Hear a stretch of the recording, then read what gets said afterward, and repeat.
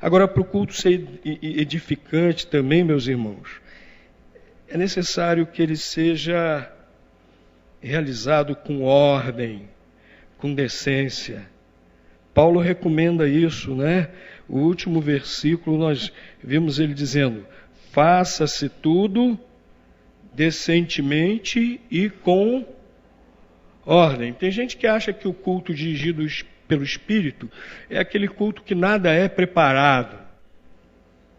E por que o Espírito Santo não pode guiar na hora que os músicos estão ensaiando? Na hora que eu e a irmã Rivalda estamos lá pensando, né, nos hinos, nos cânticos. Na hora que a pessoa que vem trazer a palavra está orando, está meditando, está procurando entender, esquadrinhar a palavra de Deus, com decência e ordem, para que seja um culto realmente consciente e inteligível. Vamos examinar novamente versículos 27 a 32. Se houvesse língua verdadeira, idioma verdadeiro, como no dia de Pentecostes, e intérprete verdadeiro, olha a ordem aí, que falem somente 2, um de cada vez, no máximo, e os pregadores, os profetas, mesma coisa, falem no máximo 3, mesmo critério. E também diz aqui que eles não iam falar qualquer blá blá blá, qualquer bagunça, não. Olha o versículo 32. Os espíritos dos profetas estão sujeitos aos profetas. Ele não fica fora de si, ele não entra em êxtase. Meu irmão, o Espírito agora está me dizendo e tal. Para que isso? Para que isso? Para dizer, engulam tudo que eu estou falando, porque está vindo diretamente de Deus. É para dar autoridade assim a tudo que ele fala. Mas nós não podemos engolir tudo, não. Porque o próprio Paulo falou aqui, falem no máximo 2 ou 3, versículo 29. E os outros façam o quê? Julguem, avaliem se o que ele está falando realmente vem de Deus, se o que ele está falando realmente está de acordo com a palavra de Deus. E isso, Paulo era como se estivesse abrindo, assim, vamos dizer, uma exceção lá para os coríntios, porque o hábito das outras igrejas era mesmo um profeta em cada culto, né? Por exemplo, no livro de Atos a gente vê Paulo pregando numa igreja, ele era o único pregador daquele culto, e mesmo se outro quisesse pregar, ele não deixou, que ele pregou até mais de meia-noite, né? A gente vê no livro de Atos como é que era o padrão nas outras igrejas. Mas ali para os coríntios ele falou, olha, tem um monte de gente querendo falar, no máximo 3, e um de cada vez. Ordem e decência. E vai falar o que está de acordo com a palavra de Deus, que os outros estão julgando, os ouvintes estão avaliando, discernindo, né? E tinha que ser inteligível. Nós já vimos o capítulo 14, versículo 9, o apóstolo Paulo falando, o que adianta vocês falarem algo que ninguém está entendendo? E vejam aqui, por favor, os versículos em continuação, o que ele falou. Vejam aí os versículos 14 e 16. Porque se eu orar em língua, o meu espírito ora sim, mas o meu entendimento fica o quê? Infrutífero. Que fazer, pois? Orarei com o espírito, mas também orarei com o entendimento. Cantarei com o espírito, mas também cantarei com o... meus irmãos, culto não é só para a gente ficar com esse negócio de querer um êxtase, não. O culto, o nosso entendimento tem que estar envolvido. Senão, não há edificação. Êxtase emocional não produz edificação. Agora, quando nós usamos nosso entendimento para compreender o que Deus quer de nós, aí há edificação realmente. E aí, Paulo vai prosseguindo e olha o que ele diz no versículo 19. Todavia, na igreja, eu antes quero falar 5 palavras com o meu entendimento, para que possa instruir os outros, do que 10.000 palavras em língua. Quer mais claro que isso? Paulo deixando muito claro que o culto, a nossa mente, precisa estar entendendo o que se passa. O culto precisa ser inteligível, precisa ser compreensível. O culto que edifica, ele é para ser realizado com ordem e decência, ele precisa também ser inteligível, consciente, inteligível. E por fim, meus queridos, outra coisa importante que nós encontramos nesse texto é que o culto que edifica, ele prioriza a pregação da palavra de Deus. Capítulo 14, versículo 1. Segui o amor. Capítulo 13, ele enfatizou a importância do amor. Segui o amor, procurai com zelo os dons espirituais, mas principalmente qual? O de profetizar. Interessante que o apóstolo Paulo, inclusive, coloca o dom de profetizar acima daquele que era o dom mais badalado em Corinto, que era o tal dom de línguas lá que eles procuravam. O apóstolo Paulo coloca acima. Acima de tudo, procurai o dom de profetizar. Olha o versículo 2 e 3. O que fala em línguas não fala aos homens.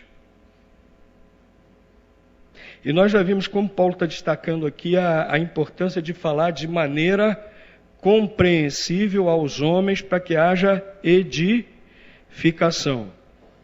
Mas a Deus, Paulo diz, olha, se alguém entende, se isso tem algum sentido, só Deus que vai entender. Os homens não, ninguém vai ser edificado, pois ninguém o entende, porque está falando mistérios em espírito. Mas o que profetiza é diferente. O que profetiza está falando aos homens para edificação, exortação, consolação. Por isso que Paulo está dizendo, olha, procurem os dons, mas principalmente o de profetizar. A profecia produz a edificação, a consolação e a exortação. E a profecia é falar o que Deus quer que os homens ouçam.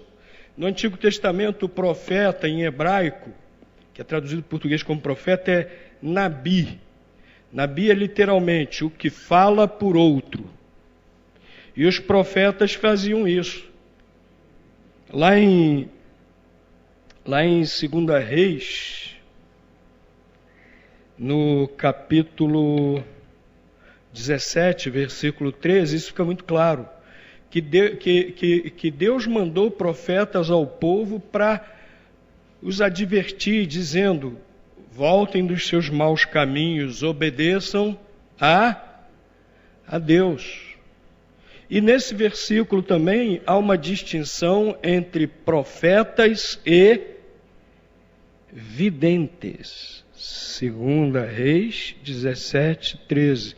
Então o profeta no Velho Testamento que era o pregador. Há profetas do Velho Testamento que nunca fizeram previsão alguma, que só diziam, assim diz o Senhor, arrependam-se. E o profeta aqui do Novo Testamento é a mesma coisa, é o pregador do recado de Deus para os homens. É para consolação, fala aos homens para consolação, para edificação, para exortação. Qual é a diferença aí? Na época do Velho Testamento, eles ouviam o recado direto de Deus. Hoje os profetas têm o recado de Deus aonde? Aqui. O profeta de hoje pega a palavra de Deus e transmite aos homens. E vemos que o apóstolo Paulo coloca toda essa importância, todo esse peso de importância em cima da profecia, porque esse dom provoca em nós uma grande edificação. Então vejam que ele está colocando, ele está priorizando a palavra de Deus como centro do culto. Está colocando a palavra de Deus como algo importantíssimo na vida da igreja. E apóstolo Paulo, ele fala aqui uma coisa muito interessante, também queria chamar a atenção de vocês aqui para o versículo 24. Olha o que ele diz. Versículo 23, ele falou do problema se a igreja estiver cheia de línguas malucas e tal, o incrédulo chega e se escandaliza. Estão todos loucos. Mas ele continua e diz no versículo 24, mas se todos profetizarem e algum incrédulo ou indouto entrar, por todos é convencido, por todos é julgado. E os segredos do seu coração se tornam manifestos. E assim, prostrando-se sobre o seu rosto, adorará a Deus, declarando que Deus está verdadeiramente entre vós. Ele chega, entra na igreja, ouve realmente a palavra de Deus. A palavra de Deus o confronta com o seu íntimo, né? Há um texto aqui na palavra de Deus que diz que ela é como espada de dois gumes, que penetra profundamente até a medula, até o encontro de alma, corpo e espírito. A palavra de Deus vai fundo, né? Então, quando o indivíduo entra e ouve a palavra de Deus, ele é confrontado. E ele se arrepende de seus pecados. E ele dá glórias a Deus. Quando ele é confrontado com Deus, consigo mesmo, pela profecia, pela pregação da palavra de Deus. Quando eu era pastor lá em Taubaté, tinha um rapaz da igreja que namorava uma jovem que não era crente. E ele conseguia levar essa jovem à igreja, ela ficava lá no culto de cara feia, braço cruzado, cara feia. Eu ficava dizendo, que menina marrenta, né? Braço cruzado, cara feia lá o tempo todo. Um dia, quando fiz o apelo, para minha surpresa, ela foi à frente. E se firmou no Evangelho, está firme até hoje. Suas filhas também crentes em Cristo, suas netinhas, ela já está encaminhando também na palavra de Deus. Mas ela foi dar a profissão de fé para se batizar. Ela contou porque ficava de cara feia ali o tempo todo. Ela dizia, pastor, tudo que você pregava era para mim. Eu ficava achando que meu namorado contava a minha vida para você. E aí você lá do púlpito ficava jogando carapuça para mim. Eu pensava isso, e eu ficava com uma raiva danada. E todo domingo eu saía daqui da igreja e pensava assim, eu não volto mais aqui. Mas eu sempre voltava. E a palavra de Deus fez efeito no meu coração e eu me converti a Jesus. O que é isso? É a profecia. Eu sabia de nada da vida dela, mas a palavra de Deus é eficaz. A palavra vai lá, ó, penetra fundo. A palavra de Deus consola quem precisa de consolação. A palavra de Deus nos leva ao crescimento espiritual, nos edifica. E a palavra de Deus também exorta quando nós estamos precisando nos arrepender dos nossos pecados. Portanto, o culto que realmente edifica, ele é centrado na palavra de Deus. Né? Nós temos esse cuidado de termos cânticos, hinos, um conteúdo bem da palavra de Deus, bem bíblico, né? Gostamos de trazer aqui à nossa igreja também pregadores que realmente nos exponham a palavra de Deus, porque o culto edificante realmente é centrado na palavra de Deus. Meus irmãos, repito, o culto não é ocasião para aparecer. O culto não é ocasião para glória pessoal. Eu até me sinto muito incomodado com essa tendência agora. O irmão vai lá na frente, canta um louvor a Deus, todo mundo aplaude. Coral canta, todo mundo aplaude. Na nossa igreja nós não fazemos isso. Porque a glória não é para os homens, a glória é de Deus. E nós glorificamos a Deus com o nosso íntimo, glorificamos a Deus com a nossa maneira de viver, manifestando o caráter de Deus ao mundo com a nossa maneira de viver. Culto não é ocasião para glória pessoal, culto não é ocasião para aparecer como os crentes de Corinto faziam. Culto não é ocasião para diversão, como muitos querem, ficam procurando cultos onde possam ser divertidos. Culto não é lugar para me emocionar. Ai, foi muito bom.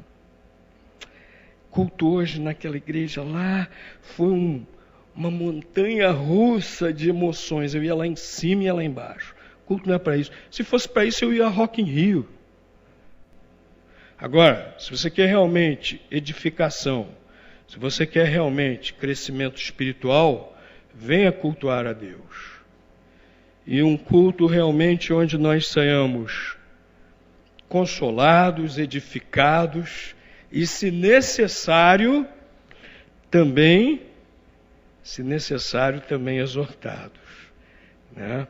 Vamos nos empenhar para que nossas vidas, nossa maneira de ser, nunca escandalize ninguém. Pelo contrário, sempre mostre a luz de Cristo, para que as pessoas sejam realmente atraídas ao Senhor Jesus.